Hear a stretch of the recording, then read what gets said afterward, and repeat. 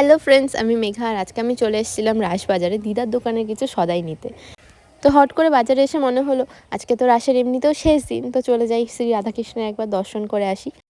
তো গিয়ে প্রথমে আমার দেখা হলো বাবার সাথে।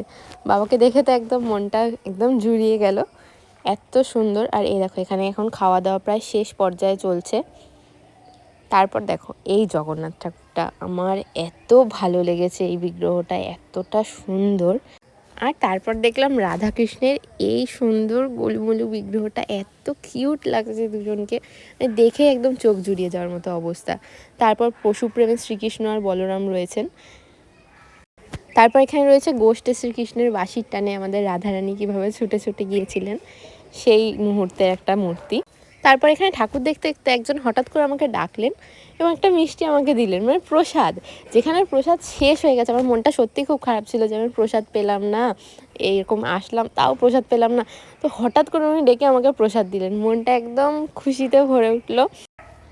তারপরে দেখো তোমাদের এখানে রাস উৎসবের প্রধান যে মূর্তিটা রাধাকৃষ্ণের, সেটা দেখাচ্ছি। এখানে আমাদের ছোট্ট গোপুসোনা রয়েছে, কি কিউট দেখতে।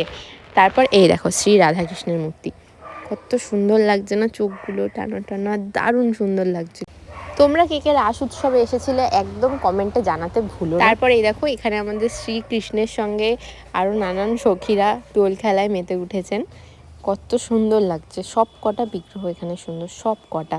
তারপর এই যে কুরুক্ষেত্রের যুদ্ধে শ্রীকৃষ্ণ আর অর্জুন, শ্রীকৃষ্ণ হচ্ছে অর্জুনের রথের সারথি হয়েছেন। তো উনি যার রথের সারথি, সে কী করে যুদ্ধে হারতে পারে। তো আজকের মতো ভিডিওটা আমি এখানেই শেষ করছি। তোমাদের কেমন লাগলো জানি।